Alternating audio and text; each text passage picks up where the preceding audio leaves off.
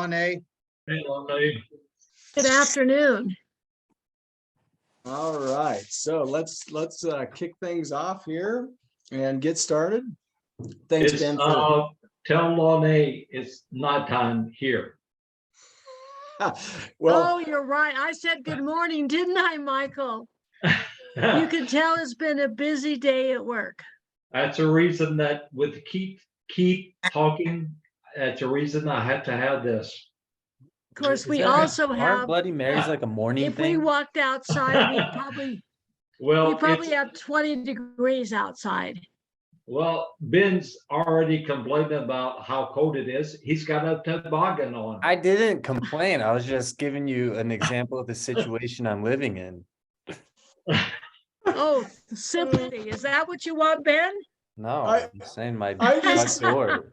I'm just certainly glad that Michael has reached out to Ben now and he's not picking on me the whole damn time. You be careful. I can redirect it. You're just a screen away.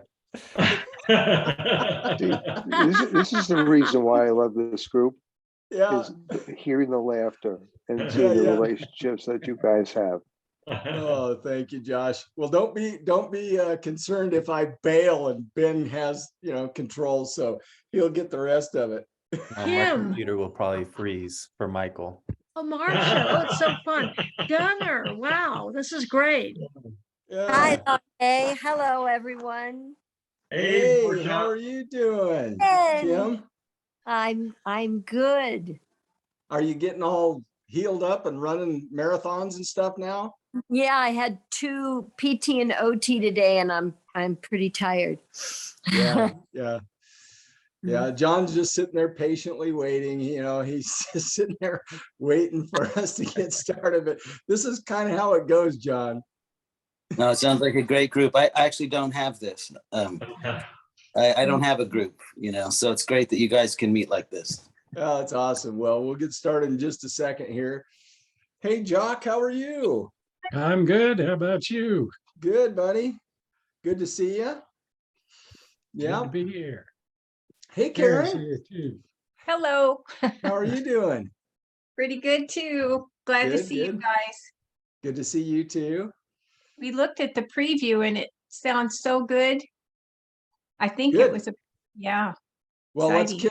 let's get kicked off. Let's get going here. So, we We are- also got Marcia here tonight. oh yeah, Marcia. Hey, Marcia. How are you? I'm doing great. How are you doing? I'm doing fantastic. Good, good. You look good. Well, thank you. You're welcome. Hi, Marcia. Hi, how are you? Do you want to give us a weather report from Virginia? It's cold. You hear that, Michael? Well, it's it was a One from little, Hawaii, it huh? was about 60 today in Raleigh, so and 60. sunny. So I can't complain. I'm gonna No, send you you a can't. turtleneck in the mail is what I'm gonna do. It was 40. Okay, Oh, my Keith. God. All We'll right. turn it over to you. Would you guys all be quiet for a minute and let me get going? Well, it's so good to see all of you guys. Certainly appreciate it. And we're going to be recording this, of course, so that we can share it with everybody who can't come on. And Gunnar, I didn't say hello to you. Hello, Gunnar. Aloha. Aloha. Yeah, don't ask him what degree it is. It's 83 and sunny here in Kauai High. Nice. I call the first tradesies with Gunnar. That's all. Yeah, maybe we should have an exchange program. I think we should. That's a great idea. Gunnar, Michael, Yeah. yeah. Anyway, so appreciate all you guys coming on here. It isn't that big of a group today. I do usually like to have people raise their hands before they have a question, but we want to be respectful of one another, please. And so if somebody's talking, let's give the respect for that. And then if somebody needs to talk, you can either raise your hand or as long as we're just mindful of one another, it would be a good thing. Except for John, of course. John Byler is going to speak with us today. Real quick, everybody's having a good holiday season though so far? Yeah, good, good. Don't answer, Michael. I'm giving you a hard time. So, so I'm going to introduce John. John came to us because he knows Kathy, who is our assistant down at Stroke Awareness Oregon. And, you know, I probably should have reached out to Kathy on this. She wanted to watch it, I'm pretty sure, but we'll get the recording for sure, John, for Kathy as well. And let me just make one more note. Anyway, John is actually, he's not a stroke survivor, he's a brain injury survivor. I'm going to read kind of a bio here. He has the BISON project, which stands for Brain Injury Support, Operational and Neurological. His mission is to enrich the day-to-day lives of the brain injury community with strategies improving the possibilities of their recovery. And it's been a pleasure getting to know John a little bit. We've talked a couple of times. And so John, what I'd like to do is I'd like to start out with your story a little bit, if that's okay. And then we can kind of hit and miss and see where we go from there. Yeah, sure. I mean, I was born here in Kansas. I was raised in Hong Kong, son of Methodist missionaries, and then the New York area, and then over 30 years in the Boston area. But Heston, Kansas was always kind of home base, and that's where I am now after things fell apart. So my car accident was in 2005. I was professionally, I was an instructional designer for Fidelity Investments, so it was corporate training. Oh. And I had to learn how to talk. On YouTube, there's a 6-minute version that my eldest son is a filmmaker. It's called "You Look Great" in quotes, and then "Inside a TBI." And there's a 6-minute version that really makes the case for brain research. It's based on a 2008 55-minute film he did, which was 3 years after my car crash. So my middle son, Andrew, was in the car with me. We were hit at a high speed from behind near Chelmsford, Massachusetts. And the first year I couldn't listen to music, as incredible as that sounds. I'm a musician as well as a writer, but I found over time, especially after I moved back to Kansas almost 11 years ago, that my guitar playing is actually, I'm more fluent than in music than I am verbally. And wow. So that's an interesting, you know, you're always trying to look for the silver lining, right? So the reason you and I connected, it's the same "you look great" syndrome, really. It's, you know, people over a period of time, they want to say something nice and they don't really know what to say. And so they say, "You look great," or, but after a period of time, what I found was that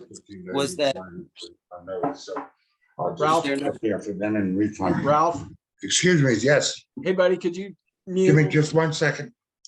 Okay, that'll work. So what I found was over a period of time, when people would start to say, "You look great," I felt there was a subtext, like, so what's the problem? Sorry. You look fine.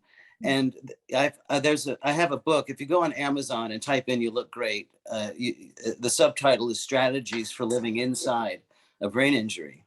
And so over time, what it felt like to me was what began as a neurological condition became a character issue. You know, you don't want it hard enough. You don't want to get better. You as if anybody would want to live this way, with whether it's a stroke or a car crash. So I felt increasingly alienated and alone. I lost my marriage.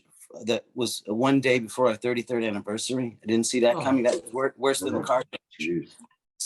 So I moved back to Kansas before my mom passed away in 2016. I moved here in 2012. This was always home base, like I said. And so I love this little town. I'm related to a lot of people. My grandfather taught history at Heston College, which is a small Mennonite college here. And so I'm deeply rooted on both sides of my family, my mom's side and my dad's side. But I've lived all over the world. So I'm back, and my 93-year-old stepdad is in the nursing home, and he had a very, very rough weekend. I didn't know if he was going to make it over the weekend, but so here I am, and the BISON Foundation was because in 2009 I was asked to be on the board of the Brain Injury Association of Massachusetts, which is one of the best BIAs in the country. So I've been on the board since 2009, and so I'm kind of privy to to the national organization and the state by state organizations, whether they're an alliance or an affiliate. It's how they are affiliated, if at all, with the national organization. So when I came here, I'll just tell you this one story and then I'll stop. And You're you can- fine. You're yeah, fine, John. So about 20 miles north of here is a beautiful, it's called Maxwell Nature Preserve, I think. But it's elk and bison. So when I got here almost 11 years ago, I was broken in more ways than I can imagine, because I left everything and everybody back in Massachusetts to come here. And basically I felt like God saying, I've kicked out the legs from under you. Who are you now? Mhm. So that's what I've been arriving at, who I am now. So I went up to the preservation and I got out of the car. Nobody was around. There was a whole herd of bison about a mile away on the other side of this fence. And I looked at them and it felt like the Old Testament, where I just felt this deep sleep come over me. I laid down on the prairie grass for an hour and I slept, and I woke up and that whole herd of bison had moved just to the other side of the fence. I filmed it. It's on YouTube. I tell the story on YouTube. So there I am with this herd of bison on the other side of the fence, and I felt honored. I felt flattered, but at a visceral level, I felt like they were saying to me, "You've lost your herd. There's strength in the herd. You can be part of our herd." And I wanted that to be the organization to found, because I know what it's like state by state and nationally. And I wanted the Bison Foundation to be the complement for whatever's happening in the state. And the wording of the mission statement is very deliberately worded because of the high suicide rate in brain injury community.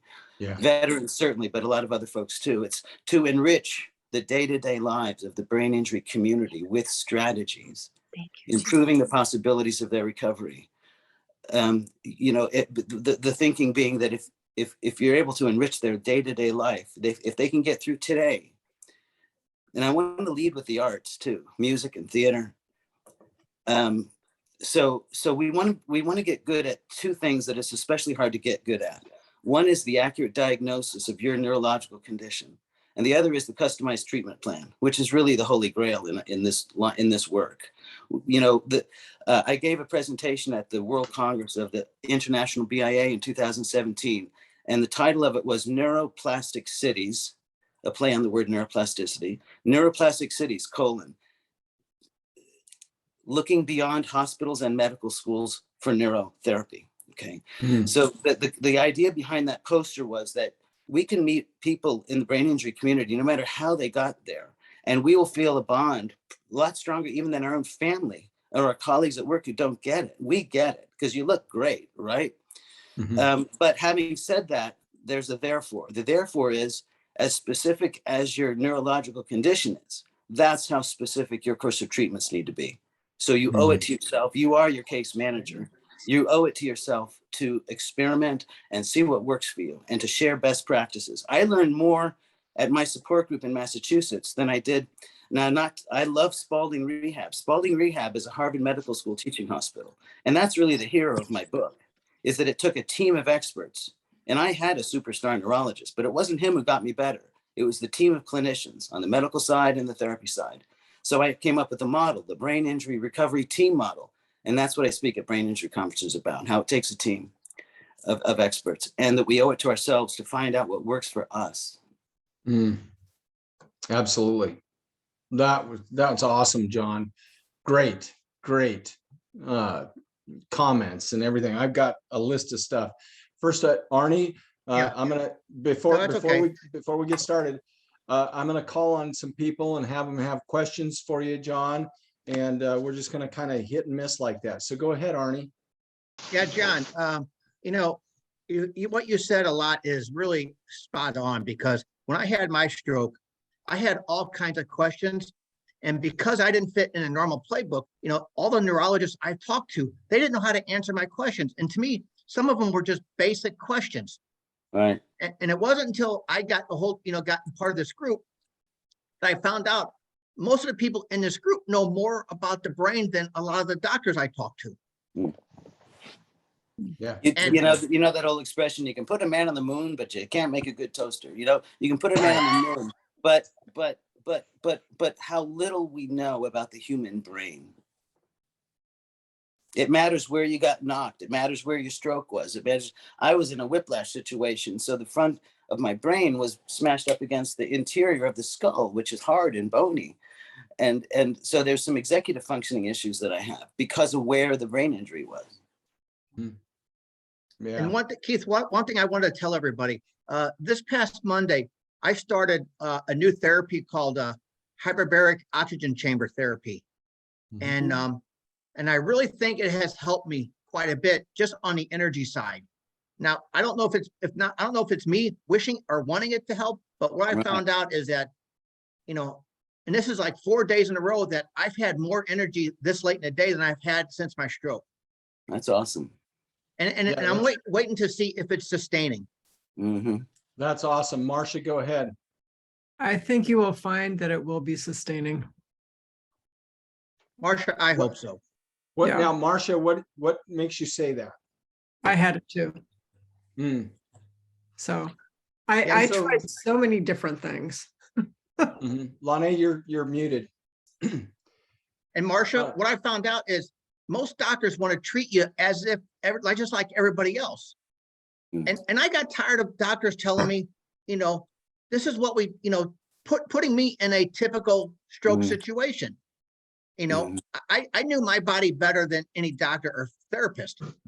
So, I wanted to be treated differently. And it wasn't until I got part of this group that, it really encouraged me and motivated me. And Keith, I just want to tell everybody that you guys are you're motivating and you've been instrumental in me getting better. You really have. Bud, thank you so much. Thank you. That means so much to all of us. Wow. Thank you, Arnie. Appreciate you, buddy. I got a hold of Keith. I got a hold of this group when I was at a really bad point in my recovery. It was about 3 months after my stroke. And, I was just looking, I was longing just to talk to anybody who had a stroke because I couldn't talk to anybody who had a stroke because I just had all kinds of questions as, is this normal what I'm going through? And I really longed to talk to somebody. And Keith, you're doing a wonderful job, I tell you. Oh, thank you, buddy. Thank you so much. I think we all are. And Lonnie, you had a question, and then Jim Patterson after you. I don't know that I had a question, but I'm so glad that Arnie brought up hyperbaric chambers because that's something that I've been very interested in. And I wonder, Keith, maybe it's something that we look for a speaker or somebody that could speak on a support group. Because it's a treatment I have not tried. Hey, Lonnie, I've done a lot of reading on it, and depending on the doctor you talk to, some of them will tell you that it's it doesn't work, and it just I want to say it's out there medicine. It's not to your typical I'll say you're within the mainstream medicine or the therapeutic areas. So a lot of doctors will tell you it doesn't work. So I think Lonnie, if you're interested, I think you just ought to try it yourself and see what happens. But Arnie, one of the things that's going on here is we get all these speakers, we get all kinds of different stuff. And it can go either, some believe, some don't. I mean, so I'm not afraid to get them on here too. Okay, good. I think that'd be a great idea that Lonnie had to suggest. So Jim, did you have a question, buddy? Or comment? No? Okay, Michelle? Keith? My quick comment is the hyperbaric chamber. What that's doing is washing your body and your brain with pure oxygen. And so that's where the help comes from with our brain injuries. Oh. And Michelle, a lot of, in St. Louis, we got hockey and we had football, but a lot of the hockey players in St. Louis will use it, to help in their injuries when they get hurt. Yeah, and it helps with ADHD and brain concussions, all that kind of neurological stuff. And Michelle, what I learned is that in my reading, that it's blood flow and it's oxygen. That's how your brain heals. Yeah. And then I just started thinking, I'm like, if you're getting pure oxygen into your bloodstream, how can it not help? And I'm like, Keith, I didn't want to 20, 30 years down the road, want to look back and have what if I would have done this? Where would I be at today? Great point, buddy. So Marcia, I tried it. Now, I didn't know how it was going to help me or if it could help me. Yeah, But I that's didn't want to awesome. look back 20, 30 years from now saying, what if I would have done it? Yeah, it's good that you're moving forward, buddy. Marcia, And I did you knew have it a wasn't going to question? hurt me. So Yeah. Yeah, I didn't have a question. So I had an oxygen injection today, which has the same type of energy boost that you got from the hyperbaric chamber. Mhm. And I do that because I just want to feel better. Mm. And it's a great way to just get a boost. So, I mean, that's Now let me, and yeah, this isn't the time, so I'll move on from that. But that's great. Thanks, Marcia. And Marcia's story is awesome as well, I'll tell you. Michelle, go ahead. So moving away from that, because that treatment can be prohibitive for various reasons for people. I was in traditional hospital outpatient therapy for 17 months after my stroke, and then COVID hit. And then I got hooked up with a neurological therapist who actually is there in Bend now. I've lost him and I'm so sad. But the changes that I have received because of a neurological PT program has been leaps and bounds. And probably for the last 3 months, the realization that maybe I'm going to get to drive again someday because I'm right side hand dominant and my right side's affected. The DMV says that I can drive. They've cleared me a long time ago. But I don't feel that like my reaction time is fast enough to keep everybody else safe on the road. And so I won't go back to driving until I feel confident that I'm safe and everybody else is safe. Yeah, that's But a great neurological point, Michelle. PT. That's a great point. However, Lanae drives one-handed and has really come a long way too. So keep working at it. Keep I working will. at it. You're gonna get there. Yeah. Michelle, I started driving a year after my stroke. And what Are I you found a- out is your one- right one- side affected or your left side? on my left side, but I'm a right side driver and my left hand is numb. So But if you think about it, you have to operate your gas pedal and your brake pedal with your right side. So the fact that my right side is the affected side is the problem. But one So, thing I found, Michelle, is the more windshield time I got, the more comfortable I was driving. but again, it's my right side that is affected. So I have to be comfortable with my reaction time between the gas pedal and the brake pedal with my right affected foot. Absolutely. I get that.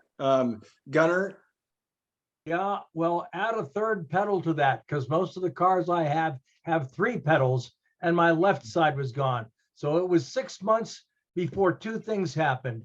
It was 6 months before I had enough strength to push in the clutch, and also so I wouldn't feel dizzy because my right eye was shot too.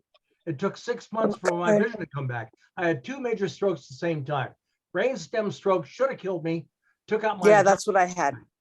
okay. And the second stroke was occipital lobe and it took out the vision of my right eye. So it was 6 months before I had enough back together again to get everything. So, but keep at it because I couldn't even ride in a car for 3 months after that because if I went around a corner, I got so dizzy, I'd panic. I mean, I couldn't, the motion was just crazy. I couldn't look up in my head because I'd fall over backwards. I mean, it was the whole equilibrium thing was way, way off.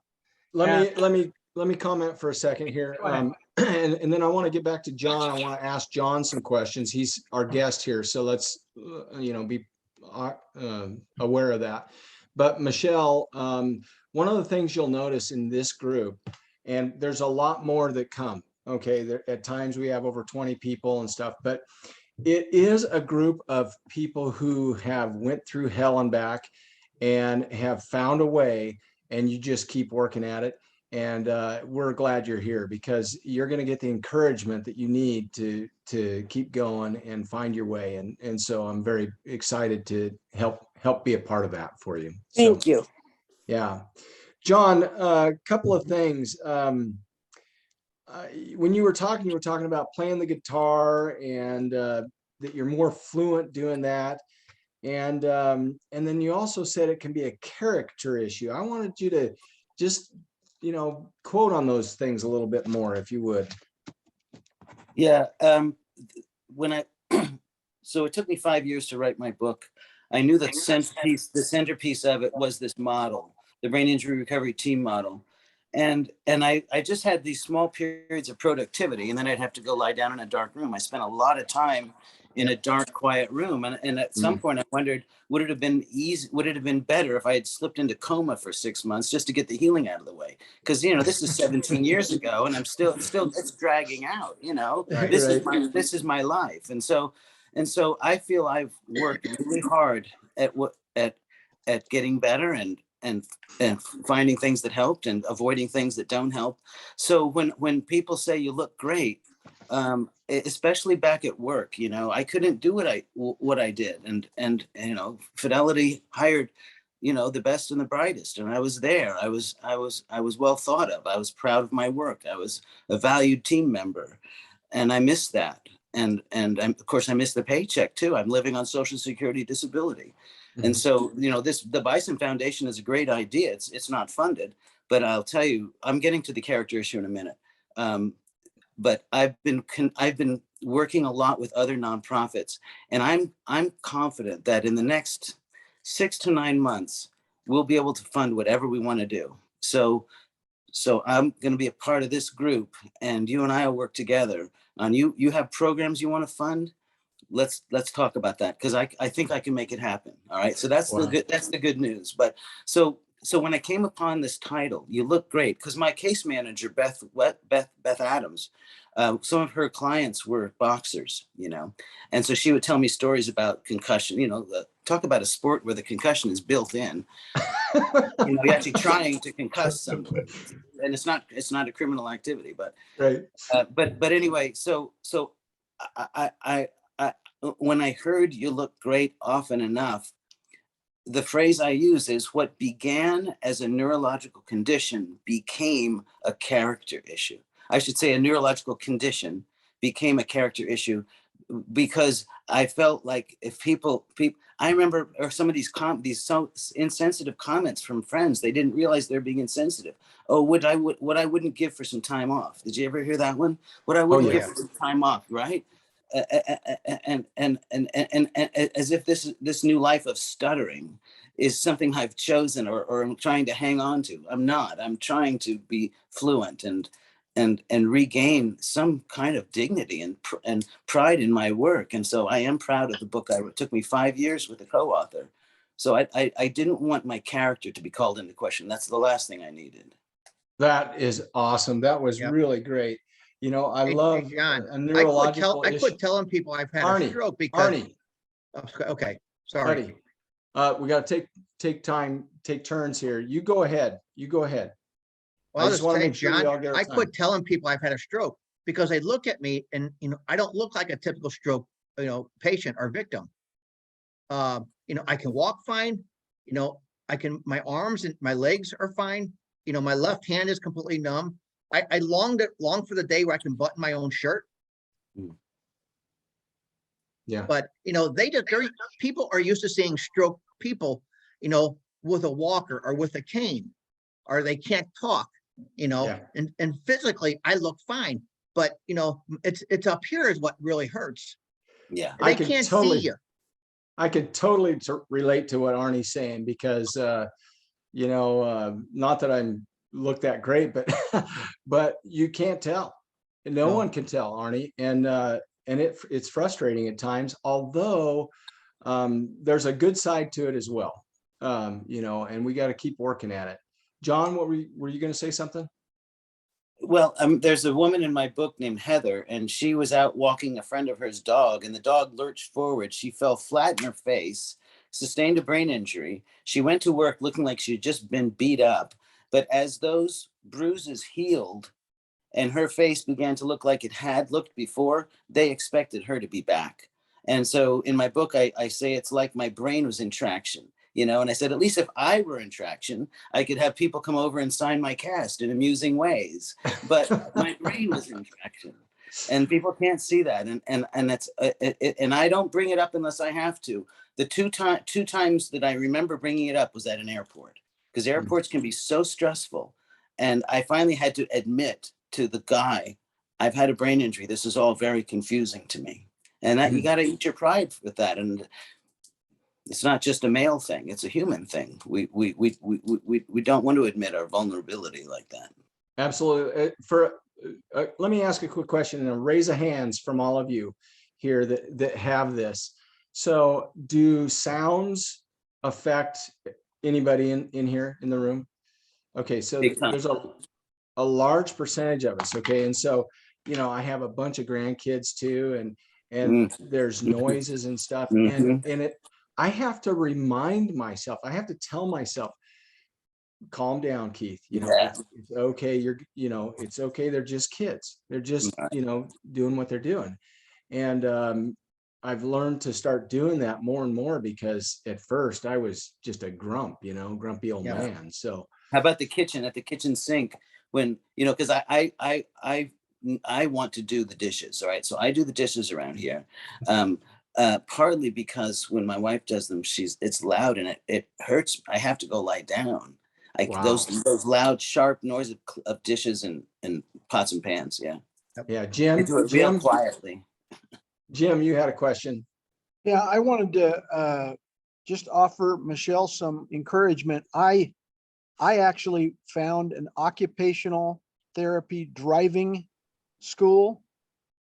So I was able to go, and they put me through testing, which reinforced my confidence in my reaction time, because that all got measured. And had I not been able to perform up to the standard, they could have taken my license. So maybe well, see, I've already passed that license area. That happened a long time ago.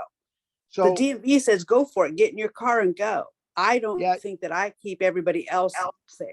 Well, so that's why I'm offering the encouragement to try to find an occupational therapy facility that does driver safety for people with stroke or brain injury. They'll put you through tests, and really what it does, it's going to help you feel more comfortable when you get behind the wheel, that you will be able to respond and keep everybody else on the road safe as well. Okay. Awesome. That's what thank you for that idea. You're welcome. I did that because my family members were concerned about me being behind the wheel of a car and hurting somebody else. And so I found that outlet. Now, typically your insurance is not going to cover that. There's going to be a fee to go through that safety training. It's going to be somewhere between $200 to $300, but it's well worth it. You feel much better when you get behind the wheel of the car. Awesome. Thank you, Jim. Okay, I got Steve Van Houten, Kim, and then Lanae, please.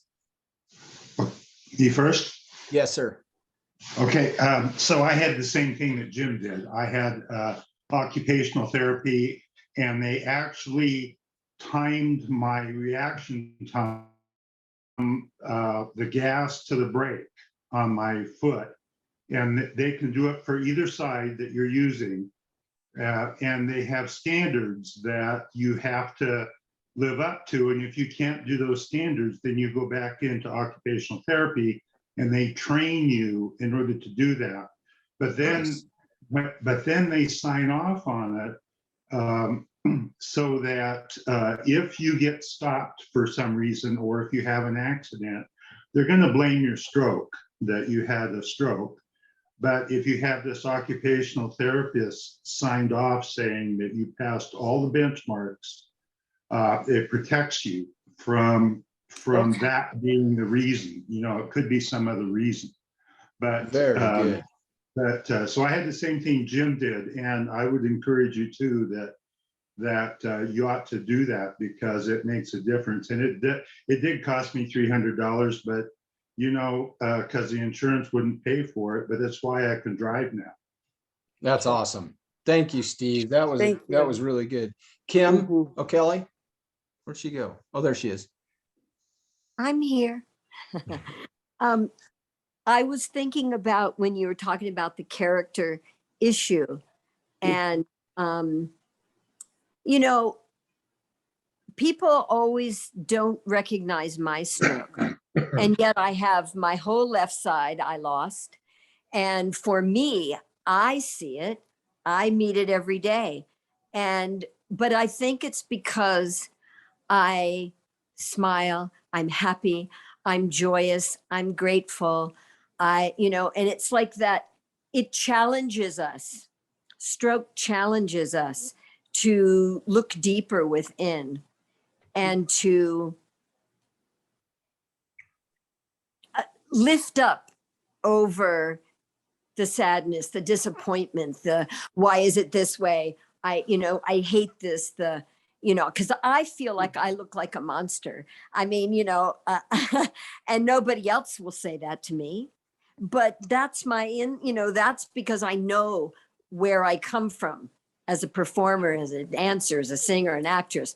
And I had great physicality. And yet others will say, but you have great physicality, So I think it's one of those things that it's a matter of me just getting in acceptance with me and where I'm at, and I having to slow down. I've broken 2 bones.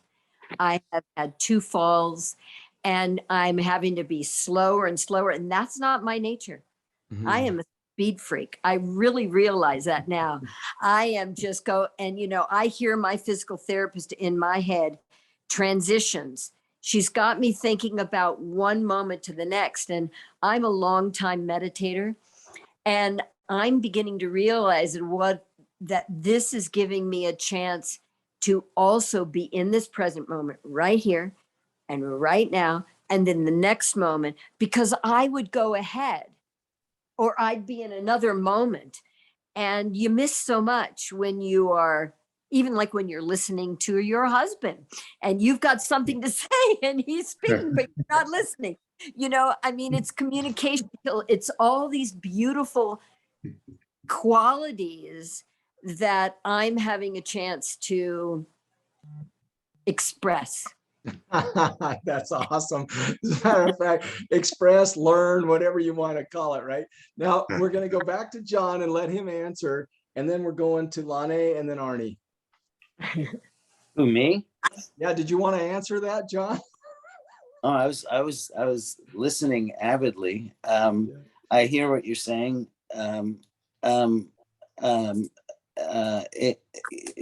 Speaking is the hardest thing I do. And I'm not sure I know what to add to what she said, other than I feel like we're in the same tribe, or in the bison terms, we're in the same herd. Yeah, that's awesome. Yeah. Lane, what were you going to bring up? I just a really quick comment about driving schools. I went to the driving school. I have to tell you, I was scared to death. I believe today I am probably a better driver because I'm so cautious after the stroke driving school. So I would encourage you to find one. Awesome. Thank you. Arnie, you're up, buddy. I just wanted to add to what to what Jim and Steve said. I went to the same thing, Michelle. We found it in St. Louis. They had a real good driving school. And one of the main reasons I did it was because when I was able to drive again, I didn't want anybody in my family trying to evaluate me because, their way of driving was different than I viewed myself as driving. I went through the driving school just to have a third party evaluate me instead of someone in my own family. And it was wonderful. It really was. And what I found out when I was driving is that, I could see people in front of me stopping, but my eyes saw it, but my brain didn't recognize how fast they were stopping. Mm-hmm. And it wasn't until I got more windshield time, the more I drove, the more comfortable I guess, because my brain had to reacclimate itself to seeing speed. Yeah, good point. And now, I mean, this is almost a year later. I have no problem with, people stopping. I have no problems or no questions about me being on the road. That's awesome. And I do think, well, it probably saved my marriage and also my relationship with my daughters by them not having to evaluate my driving. and having a third party, it's saved somebody else trying in the family trying to evaluate me. That's a good point. Arnie, or excuse me, John, I wanted to come back to you for a second here, because another point that you said was, and thank you, Arnie, that was a good comment too. One of the points that you made when you talked about, and I have your book, and I apologize because I haven't read the whole thing. It looks like a pretty easy read, actually, and I will get onto it, although there's a lot of pages in here, you guys. But who am I now? You talked about that. You said, you asked the question, who am I now? And I think I can talk for myself for sure, and probably a lot of us in this room. Who am I now? I mean, life changes, everything's changed. And like you just said, now I don't have the income that I had and all these things. So can you just talk about that a little bit? Well, my wife and I were talking about this morning. I said, if there is a class called life and the final exam was in your experience, does adversity build character or does it reveal character? Because you can think of examples of both happening, and sometimes it's like not being able to predict who's going to be a war hero. People think they might be cowardly. People who thought they'd be cowardly were actually brave, and that's kind of what's happening to us. And I think over a period of time, like I've had 11 years now, almost being here, and stories were being told about me back home. I lost track of my own narrative. I didn't walk out on my family. Okay, I was pushed, and we all have our sides of what happened. But my church. I've lost friends. I've lost my church. And so who are you now? And so I've had a lot of time to walk out here in the Great Plains. I don't know if any of you have been to Kansas, but if you are in the frame of mind, it is a mystical place. Just like when you drive into New Mexico, it says, "Welcome to New Mexico, land of enchantment." And there might be a placebo effect, but I believe that was true. And here in Kansas, there is a great spirit, and it's embodied by this bison. When you observe a herd of bison, there's just so many lessons to be learned, and I've had to grow into that animal in a way. He's a good mascot for us. That's awesome. That was a great, thank you so much. I am so enjoying, I'll bet everybody is. Just a second, Arnie, I'll give you another. I wanted to say one other thing, because you mentioned losing friends, right? And I've thought so much about this. Now, I'm going to maybe take a different approach a little bit, just John, you and I for a second, but I lost a lot of friends. And at first, it was upsetting. Okay. I won't even say the words that I'm thinking, but it was very upsetting to me. But there were those few that were patient with me, that went through the times when I couldn't communicate. I couldn't talk, right? I couldn't remember anything. And I'm sorry. Emotions on the surface with us. I cry very easily, and that too is embarrassing. Yeah.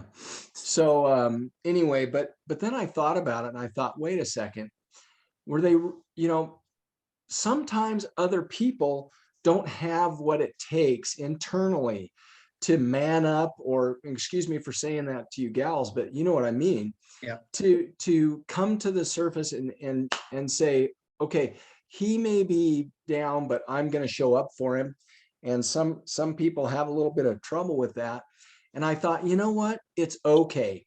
It's okay because I'm okay. And so I'm going to be the one that makes the choice that it's okay for friends and stuff. And I just wanted to hear your comments on that for a second. Yeah. You know, one of the words you didn't want to say probably was you felt betrayed. And you know, and it's further complicated by the divorce, of course, because that's also part of it is friends taking sides. And I kind of get that looking back. Okay, they were her friends. Okay, I understand now. But there are other people who, and this might be where it's because some of my male friends, they began to look down on me. Like I wasn't they didn't understand that. I remember one guy, he's a very hardworking guy. You can't even work one day a week. It was so dismissive. He didn't know that I spent most of my time in a closet, okay, because that happened to be the quietest place in my house. He didn't understand my battles, and so he wasn't able to get his head around a situation where a guy looks fine, and I'm not paralyzed, and I can function at a high level in many ways, but my brain is broken, and he couldn't understand. And I remember these are like 3 of my top 5 friends in my life. One of them too was saying, you know, John, I had a talk with the guys that do my lawn. I said, you ever get depressed? They said, no. You know why? Because they're outside a lot. So totally dismissing my TB. He didn't believe, you know, and they call it the invisible injury. And so one of the things I try to get at in my book is, how do you quantify an invisible injury? Well, because I don't know if in your all's cases, but it probably showed up on an MRI, but with a so-called mild TBI, a lot of times, and it won't show up on a CAT scan or an MRI. So you have to find a way to quantify it. And one way is neuropsych exam. And those go from 6 to 8 hours. You take it 3 or 4 times, you know, because you can't sustain that.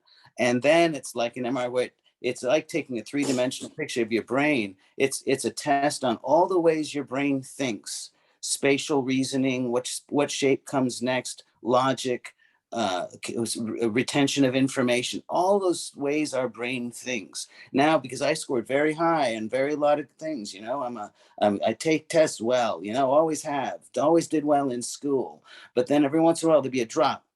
That's the indicator. That would not have happened with a guy with your profile. It shouldn't take 15 minutes to do that. You know, so if we have to find, especially if you look fine, you know, you don't, those bruises go away. And so I don't know if if your stroke shows up on an MRI, and if that gets better, you know, have you experienced neurological healing, physical healing? Yes, there is some of that. And I haven't gone in specifically and done a lot of tests. I've done some because I have a certain disease that gave me my stroke. And so I go back every few years and have it. And, you know, they don't talk a lot about that, but whether or not I see it, I'm going to tell you this, I know it because of my own growth. And I'm going to continue to keep growing. Jim Patterson had a question real quick. Go ahead, Jim. Well, this is more of a comment. I'm getting this off my chest because I'm ticked off about it. We live in a society that doesn't understand invisible disability. They have no clue, because if it's all about how we look, you know, I'm starting to look pretty darn good, and I even admit that. But there are things within my brain that I know aren't working the way they used to. Right. And our society, our systems for support are set up in such a way we have to prove we're damaged goods in order to get financial help or help across the street. And it's just wrong. That's why the work that we're doing at Stroke Awareness Oregon is so important, because we're all part of the same herd and we need to be treated better. That's right. Absolutely, right on. Good job, Spot on, Jim. That's right on the money, buddy. And you know, we only have 8 minutes, and I got a couple other things. We got a few more minutes, so go ahead, Arnie. Well, Keith, I just wanted to add what you said. You know, I guess, you know, my friends, I still have the same friends that I used to have, because I kept telling them, you know, I lost my filter and I would say crazy shit, excuse me, crazy stuff, just, you know, off the top of my head that were sometimes hurtful to people. Yeah. And I would say, I would apologize. I said, guys, you know, that's not me. Mm. And I kept telling them, my heart is the same, but up here is not the same. Yeah. But, you know, my son-in-law kept telling me, he goes, Arnie, he goes, you know, yeah, you got damaged goods above your neck, but your heart is still the same. Because Keith, and John, I spent all kinds of time trying to find out who I was. You know, I was constantly referring myself to the old Arnie. Well, you know, the old Arnie is gone. So I spent a lot of time trying to find out, who am I now? Right. And then one night I was just sitting in my chair with my wife watching the Hallmark shows, you know, and I just had a revelation that says, you know what, this is who I am, and if people don't like me, screw them. You know, this is who I am now. You guys have both, Jim and Arnie both just gave me perfect ideas of either a book or another session here. You know, Jim said, do not understand invisible injury. That's a huge one. That's key. And I think there needs to be a book on that. You know, but people knew I had a stroke, and I kept telling them, guys, you know, up here is not the same, but my heart hasn't changed. I didn't lose my heart. My heart is still the same. That's so awesome. Please forgive me and excuse me if I say something off the wall or stupid or hurtful. You know, that's not who I am. You know, the guys, that's not who I am. Yeah. But Keith, I did not lose a friend.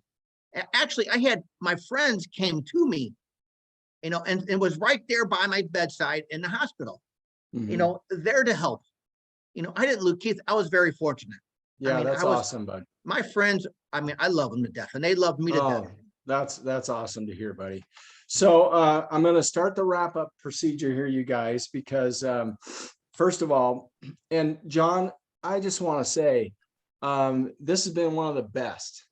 You have been a killer person to have on here, and we want to have you back. Yeah, really, really good, buddy. Thank you so much. Yeah. And thanks, John. Keith, John, thanks for having John on. Yeah, yeah. He had to wait a while. We're getting it's funny because SAO is getting more and more people have reached out, and that's a lot. Thank you to Michael. Michael has really pushed this for us, and he's a great guy as well. And don't tell him I said that. Maybe I'm on the but I did want to start wrapping up a little bit. The next meeting, real quick, is our Christmas party. We're going to do a Christmas party Zoom meeting, and we're going to do it on the 20th, 3 o'clock Pacific. We should have an ugly sweater meeting. That's fine. You can do whatever you want. I probably will wear, I don't know what yet. So wear something for Christmas. Bring a drink. Michael, that'll be no problem for you, buddy. I think you need to wear a Santa hat. Okay. All right. I might have to borrow one from you, Lonnie. And then what I'd like to do, you guys, and we'll let it go a little long, but I'd like to hear some stories, some good stories. Okay. I want to hear some positive stuff. It could be Christmassy, New Year's, you know, I'd kind of like to keep that theme, but I definitely want us to come up with some positive for one another. Okay. Because we do that pretty well here. I know that, but it's very important for us to continue to go down that road. And so I want to keep doing that. Now, real quick, I know of somebody's stroke anniversary who's coming up. Don't I, Lonnie? Tomorrow. Tomorrow is my 8th stroke anniversary. That's wonderful, And I Lonnie. have to say, yeah, I'm very excited. You know, I think we should always celebrate. I met Kim a year after my stroke, and we decided at that point, her stroke is 2 weeks after mine. We celebrate every year, don't we, Kim? We are here. It was, people say to me, why would you celebrate a stroke anniversary? I say, because I'm here and life is good. Absolutely, Lonnie. That's awesome. And Lonnie, you're the epitome of somebody who doesn't take no for an answer, and you just go and you get the job done. And I I for do one, drive Keith crazy. You should Now, all wait. know that. wait, before you go down that road, I just want to let you know that I am very proud to know you, and I'm very proud of you. And Thank you so much. yeah, you've done a great job. So Kim, is yours in December? Mine is December 28th, 2 weeks Awesome. after Launae's. Awesome. Well, happy stroke anniversary for you Thank guys. you. 8 Gunner? years too. She and I both are 8 years. That's Yeah. awesome. Gunner? Mine was April Fool's Day 6 years ago. You Was look not like a an joke. April Fool. It was definitely not Gunner. a joke. Oh, that was really hilarious. No, wait for April, Gunner, because I'm gonna bring you up, buddy. Yeah. Yeah, that was I have to awesome. say something real quick, that I had my recent brain scans after a 2-year hiatus, and the doctor, the neurologist, who swears you can't grow more brain back, said, well, if you haven't lost any, that's a gain, because you're supposed to keep losing brain as you get older. And just one particular item in there, my gray matter, which was down to 3%, was measured at 11%. Now, he said that's no significant increase. Statistically, it's not an increase. And I don't know how he can say that, because it's almost quadruple of what it was. But they can't admit such a thing. So that's the other part that we're up against, is the medical community not accepting the fact that you can keep getting better. And I continue to get better. And the supplements I take and everything else, we're all trying everything we can out there in the marketplace. And everything works differently for different people. I mean, Right. acupuncture has worked for me early on. Exercise, stuff I take like Nerve Renew with B12 in it, and Nerve Repair Optimizer with alpha lipoic acid, and vitamin B9, folic acid. Everything in combination helps to work. And I continue to improve after 6.5 years. Damn it, my walking in the last month just got more fluid. I mean, Man, Gunner. tremendous You- increase. Gunner wins the award for best infomercial. I have one thing, Keith, Well- before we go. Ralph, are you still on? Yes, I am. I have been the whole time. Okay, we just can't see you. Yeah. I'm- Will you share your recent running experience? Running. Well, yes, actually running. I haven't run for about almost 7 years. I started that in-pool treadmill with Shannon at Spark Rehab, and I jogged for the first time 2 months ago. Oh my Oh. Yesterday, I ran at a 3.0 clip with no hands holding on in the pool. Wow, on Oh, the treadmill. wonderful, Ralph. That's I awesome. did That it is for almost a whole that minute. is fabulous. It Great. brought me to tears. It was incredible.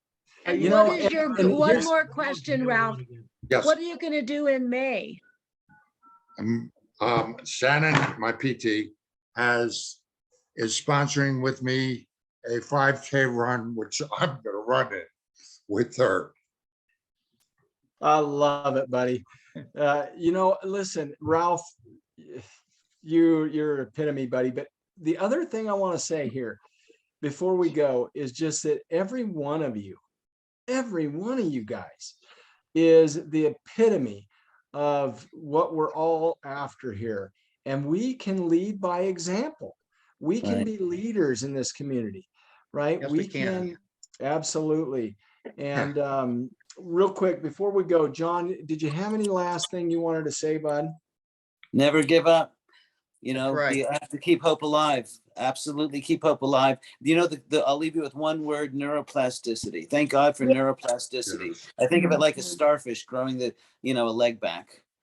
Neuroplasticity is real, given Yes. the right conditions. Detoxifying your brain and providing it with nutrients Yeah. Mm. and lots of water. Absolutely. Jim? All grit, no quit. That's Oh, right. great. No quit. Okay. Yep. Arnie, did you have one other thing? Yeah, I just want to say something, just in reference to Ben wearing his toboggan. You know, Okay. in St. Louis, toboggan means something differently. And when I went away to college, my wife said, you know, we were having a terrible snowstorm one day. And I had we call it a stocking hat. And she goes, well, go get your toboggan. Well, in St. Louis, toboggan meant a sled. So I said, toboggan, I'm not going to put a sled on my head. And then she said, no, we call it a, I forgot what I was going to say. I'm like, so Stroke moment. I love it. Stocking cap. you know, in St. Louis, toboggan meant a sled, and we call it a stocking hat. Yeah. That's awesome. We Ben, can't relate to that, Arnie. go ahead, Ben. Ben, It's Ben, a we'll give you the beanie, last guys. word, I mean, buddy. it's a beanie. It's a beanie. You look good without it on, I'll be honest. Don't be honest, Keith. Oh my God. I think Ben is feeling a little divine. You see those light shades coming in? Oh, yeah. I know Oh, it's right, the light on end of him. the He road for can't me. see it. That's and He can awesome. the angels are coming for me. Hey, everybody, thank you so Thank much. you. We appreciate all of you guys so much. And we look night. forward to the next one. Be sure and join us on December 20th, please. Love Thank you guys. Thanks for having me, Keith. Love Thank you, you. Keith. Thanks, John.